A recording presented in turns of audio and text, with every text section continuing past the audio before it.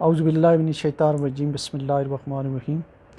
ایک دفعہ پھر آپ کو سافٹ انالیسز میں خوش آمدید کہتا ہوں۔ آج کا پروگرام کنکلوڈنگ پروگرام ہے اسٹیٹ بینک پہ، اور اسٹیٹ بینک کے بارے میں ہی ہے۔ تو آج جو ہم نے پوائنٹ ڈسکس کرنے ہیں اس میں تھوڑی باتیں جو ہے وہ جو ہمارے ریسنٹ پاس میں 3-4 امپورٹڈ گورنرز تھے ان کے بارے میں بات ہوگی۔ اس کے علاوہ جو ریجنل کوٹے کی نان امپلیمنٹیشن کے بارے میں بات ہوگی کہ آفیسر گریڈ 1 کا کوٹا مینٹین نہیں ہو رہا ہے، اور ایچ آر ایشوز اور policy, promotion policy, transfer posting کے اوپر بات کریں گے، اور جو فائنینشیل انسینٹیو جو گورنر صاحب دیتے ہیں اپنے پرسنل سٹاف کو، جس کی وجہ سے اسٹیٹ بینک کے ان کے جو پرسنل سٹاف کے لوگ ہیں ان کے ڈرائیور کی 3 لاکھ 4 لاکھ تنخواہ ڈرائیور کی ہو جاتی ہے، 3 لاکھ جو ہے ان کے میسنجر کی ہو جاتی ہے، اس کے اوپر بات ہوگی۔ اور آخر میں کل کے پروگرام کے حوالے سے ایک ایکسپلینیشن ہے۔ اچھا، میں یہاں یہ وضاحت کرتا چلوں کہ ان پروگرام کا مقصد یہ جو ہے کسی کی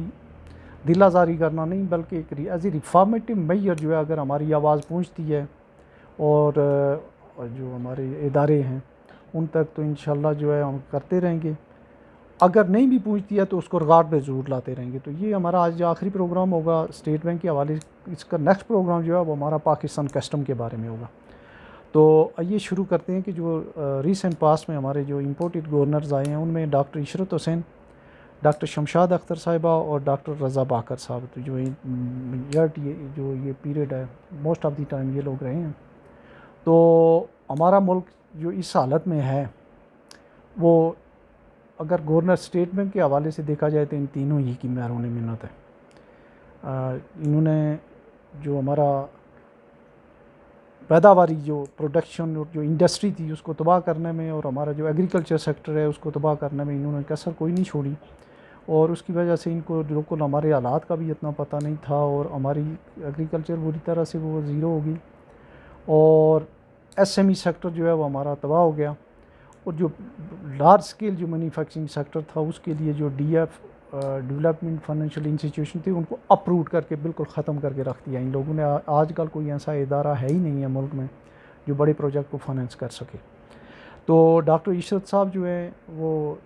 ان میں سب سے زیادہ مین آف دی میچ ہیں۔ انہوں نے اسٹیٹ بینک میں جو ہے سفارشی کلچر وہ لے کے آئے،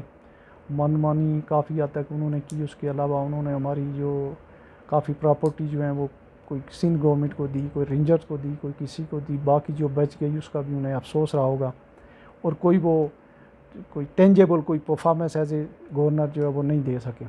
صرف یہ تھا کہ ان کے زمانے میں امریکن ڈالرز آ رہے تھے اور یہ فارن فنڈنگ کے اوپر ملک چل رہا تھا، جو انہی کے زمانے میں یہ بینکوں کو فری چھٹی دی گئی کہ وہ کنزیومر فائنینسنگ کریں اور اس طرح کی جو اپنی مرضی کی من مانی پروڈکٹ کریں جس سے ان کی پروفٹیبلٹی زیادہ ہو، لیکن ملک کی ترقی بھلے نہ ہو، روزگار بھلے نہ مہیا ہو، اور ہماری کوئی ایسی جو ہے ایکسپورٹیبل سرپلس جو ہے بھلے نہ ہو، اس کو ان کی پالیسیوں سے ایسی کوئی پالیسی وہ نہیں دے سکے۔ اس کے علاوہ ڈاکٹر شمشاد صاحبہ تھی، وہ بھی سفارشی کلچر کو انہوں نے بھی پروان چڑھایا۔ کئی ایک فیصلے ان کے یہاں ڈسکس کیے جا سکتے ہیں، اور انہیں بھی نہیں پتہ تھا یہاں کی بیسکس کا، بلکہ ان کا تو یہ تھا کہ وہ اس کے بعد کراچی اسٹاک ایکسچینج کی جب ایم ڈی لگیں یا وہاں سی او لگیں تو انہوں نے ایک پروگرام میں یہ کہا جی کہ چونکہ یہاں ایکویٹی مارکیٹ اس لیے نہیں ڈیولپ ہو رہی ہے پاکستان میں کہ چونکہ State Bank of Pakistan refinance provide کر رہا ہے ایکسپورٹرز کو، تو وہ نہ کرے تو جو ہے وہ ایکویٹی مارکیٹ جو ہے وہ بڑی یہاں پہ جو ہے وہ بوم کرے۔ تو اس کا مطلب ہے ان کو پتہ ہی نہیں تھا اسٹیٹ بینک میں ہوتے ہوئے کہ اسٹیٹ بینک کون سی جو اس کی اسکیمیں جو ہے وہ اچھی ہیں، کون سی بری ہیں، اور انہوں نے بھی دبا کے جو ہے وہ ایک ایسا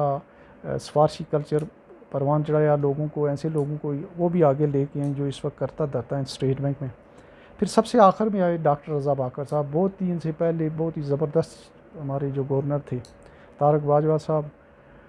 ان کی جگہ یہ آئے۔ ان کو تو بالکل ہی ٹوٹلی یہ اللہ خیر صلی اللہ بالکل صاف جو ہے وہ پیدل قسم کے گورنر تھے۔ انہوں نے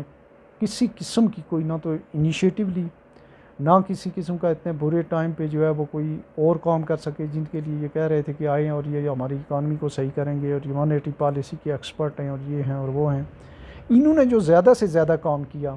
وہ یہ کیا کہ انہوں نے اپنے دور میں ایک 6.9 ملین 69 لاکھ کا اپنے لیے ایک لیپ ٹاپ لیا. ایک وہاں جو کراچی میں کراچی آفس میں میرا آفس ہوتا تھا، بعد میں اس کو ہم نے ریجنل ہیڈ کا آفس بنایا. وہاں ایک کوئی اسٹوڈیو وغیرہ بنایا، کوئی تصویریں بنانے کے شوقین اور اس طرح کے، اور تو اور اپنی بیگوں کے لیے بھی سرکاری خزانے سے انہوں نے جو ہے وہ موبائل وغیرہ اور اس طرح کی چیزیں لی. ٹوٹلی جو ہے وہ کیس نہیں دیکھتے تھے، مہینوں نہیں سالوں تک انہوں نے جو ہے وہ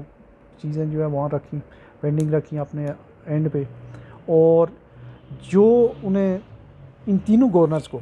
اگر ان کا اتنا ایکسپوئر تھا، تو جو ہماری ایس ایم ای سیکٹر کو، ایگریکلچر سیکٹر کو اور ایکسپورٹ اورینٹڈ انڈسٹری کے لیے کسی قسم کا جو ہے وہ کوئی پالیسی نہیں لا سکے. اور بینکوں کو انہوں نے کھلی چھٹی دی کہ آپ جو بھی فائنینشیل ریسورسز ہیں کنٹری کے، اس کو اپنی پروفٹیبلٹی کے لیے استعمال کریں. یہ ان تینوں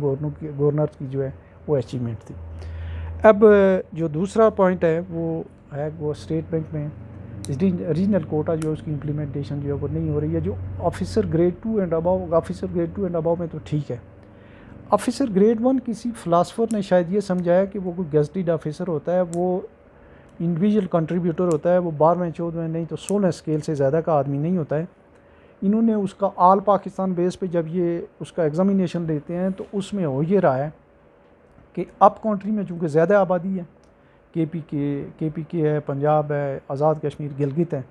یہاں کے لوگ زیادہ اب وہ کمپیٹ کر کے تو سندھ کے کوٹے میں سندھ کو مارجنلائز کر رہے ہیں، اور وہاں کراچی آفس میں اور سکھر آفس، حیدرآباد آفس اور نارتھ آباد آفس میں اب کنٹری کے لوگ ایز اے آفیسر گریڈ 1 بیٹھے ہوئے ہیں. اور اگر کسی نے کوئی کنسٹیٹیوشنل پٹیشن کر دی، یہ جو ہماری ہیومن رائٹ کی جو ہے وائلیشن بھی ہے، اور جو ہماری کنسٹیٹیوشن کی جو ہے اس کی بھی جو ہے کوٹا، چونکہ اس کی پروٹیکشن ہے جو کنسٹیٹیوشن 1973 کا، اس کی بھی وائلیشن ہے. تو اس کو کوئی دیکھے اور کسی کنسٹیٹیوشنل ایکسپرٹ سے یہ پوچھیں کہ یہ جو ایک انڈیویجول کنٹریبیوٹر ہے 12ویں 14ویں 16 اسکیل کا، اس کی آل پاکستان پہ اس کی انڈکشن نہیں ہونی چاہیے، بلکہ صوبوں کے حساب سے جو آفیسز ہیں ان کی ہونی چاہیے وہ صوبائی لیول پہ ہو. ہیڈ آفس اور اسلام آباد آفس کو زیادہ سے زیادہ آپ آل پاکستان بیس پہ کر لیں، تاکہ جو ہے وہ آئندہ جو ہے اس کو ایک ری وزٹ کریں. اور جن لوگوں نے یہ کیا ہے وہ میرا خیال ہے کہ اس سے اتنا واقف نہیں تھے، اور کوئی سی ایکسپرٹ سے جو ہے انہوں نے مشورہ بھی نہیں کیا. تو اس لحاظ سے جو ہے سندھ کی تھوڑی سی حق تلفی جو ہے وہ پہلے ہی جو ہے وہاں کراچی میں یا سندھ میں جاب کی اپارچونیٹیز، وائٹ کالر جاب کم ہوتا جا رہا ہے گورنمنٹ سیکٹر میں یا اسٹیٹ میں یا بینکنگ انڈسٹری میں، تو ان کو وہ ایڈریس ہو جائے گا. پھر ایچ آر کی جو پالیسیز ہیں جناب، ان میں یہ ہو رہا ہے گزشتہ 15-20 سالوں سے جو اپریزل سسٹم لے کے آئے تھے، وہ ایک ایسا سسٹم آ گیا کہ سال کے پہلے ہی پتہ ہوتا ہے کہ کس کو اچھی اپریزل اس سال ملنی ہے، اس سے اگلے سال ملنی ہے، اور اس سے اگلے سال ملنی ہے. پہلے تو کچھ نہ کچھ پھر بھی جو ہے اس میں ٹرانسپیرنسی تھی. تو اب جو ہے 4-5 سالوں سے جو خاص کر بی ایس سی کی حد تک جو ہمارے یہ ایم ڈی صاحب آئے ہیں، تو پروموشن میں اور او جی 4 جو ڈویژنل ہیڈ یا deputy chief manager and above میں لوگوں کو پتہ ہوتا ہے کہ کس گریڈ سے نوازا جائے گا. تو اس میں جو ایک انگیجمنٹ سروے ہوا تھا، میکسیمم 80% پلس لوگوں نے جو ہے وہ ڈس انگیج تھے. انہوں نے جو ہے ان سے اپنے سے ہمارے اس سسٹم کے اوپر عدم اعتماد کا اظہار کیا تھا، لہٰذا اس کو ری وزٹ کیا جائے. اور جو 70% 75% لوگ جن کو جو آؤٹ ہو جاتے ہیں ہمارے اپریزل سسٹم سے، کوئی ایسی پالیسی لائی جائے تاکہ ان کو بھی 5-4 سال کے بعد 19-20 کے فرق سے ایک ہی طرح کے لوگ ہوتے ہیں تو وہ ان کی بھی اکوموڈیشن ہو سکے. لائک وائز جو ہے ہماری جو پالیسیز ہیں ٹرانسفر پوسٹنگ کی پالیسیز تو ہیں، بعض لوگ 25 سال سے ایک جگہ ہیں، بعض لوگ 30 سال سے ایک جگہ ہیں. جو زیادہ سفارشی ہے وہ اپنی مرضی کے آفس اور مرضی کی سیٹ پہ ہی رہتا ہے. اور کچھ لوگوں کے لیے جو ہے وہ جو ہے ان کی موومنٹ ہوتی ہے زیادہ تر نارتھ سے ساؤتھ والی سائڈ پہ، ساؤتھ سے نارتھ والی سائڈ پہ لوگ نہیں آتے ہیں. تو اس میں ٹرانسپیرنسی ہونی چاہیے، چونکہ اسٹیٹ بینک ایک ایسا ایگزمپلری ادارہ ہے اور ہوتا تھا جس میں اس طرح کی سفارشی کلچر پسند ناپسند کم ہوتی تھی. تو مجھے امید ہے کہ گورنر صاحب ان چیزوں کو ریسٹور کریں گے، اور اگر ان تک یہ بات پہنچی تو اگر نہیں پہنچی تو میں کسی اور ذریعے سے پہنچاؤں گا، رائٹنگ میں بھی پہنچائی جا سکتی ہے. تو انشاءاللہ اس کے اوپر وہ ضرور دیکھیں گے. تو اس میں ایک اور بات ہے، اس میں جو پروموشن ہے جو بی ایس سی میں ہے وہ بالکل کنفائنڈ ہو گیا ہے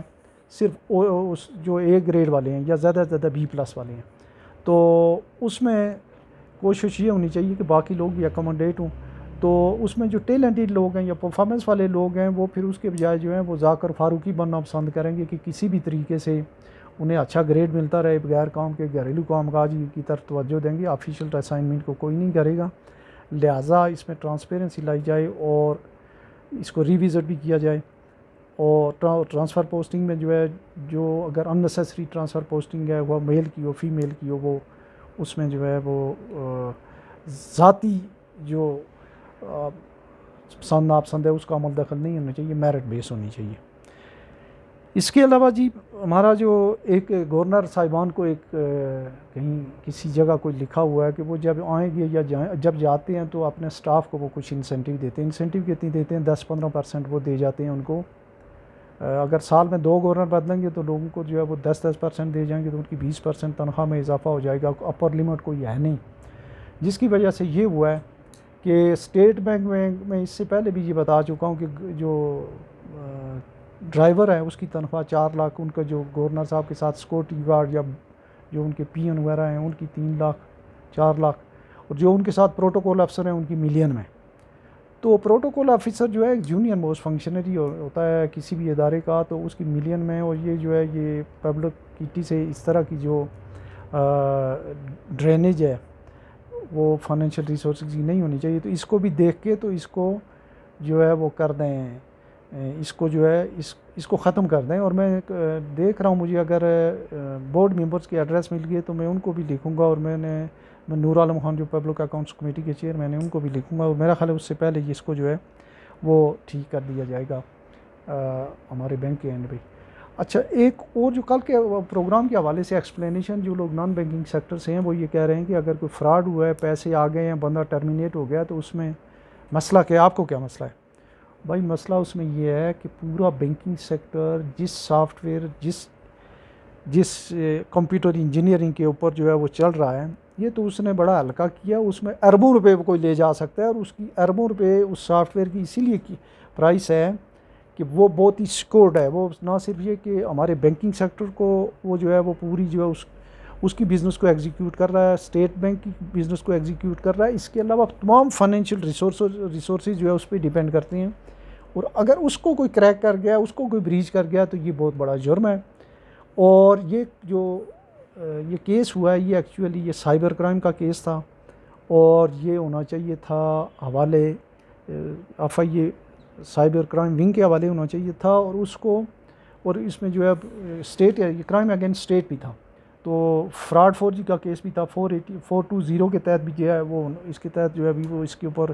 مقدمہ چلنا چاہیے تھا جو متعلقہ لوگ ہیں۔ تو اس لیے جو ہے کوئی جرم کر لینا جو ہے وہ اس کے بعد جو ہے اگر کوئی چوری کرے پیسے واپس دے دے تو وہ ختم نہیں ہو جاتا ہے۔ اس لیے جو ہے میں نے جو ہمارے اسٹیٹ بینک کی جو ریپوٹیشن ہے وہ بڑی اس سے ہرٹ ہوئی ہے، اور دبانے کی کوشش کی گئی ہے، لیکن چیزیں دبتی نہیں ہیں، اور اس کی پراپر انویسٹیگیشن اور انکوائری ہونی چاہیے۔ تو نیکسٹ انشاءاللہ پروگرام جو ہے وہ میرا کسٹم کے بارے میں ہوگا۔ تو میری کسی ویوز کے ساتھ جو لوگ ایگری یا ڈس ایگری کرنا چاہیں تو وہ کامنٹس میں، یا کوئی اس میں ایڈ کرنا چاہیں تو وہ کر سکتے ہیں، یا کوئی اپنی تجویز دینا چاہیں وہ دے سکتے ہیں۔ آج اتنا ہی، اللہ حافظ۔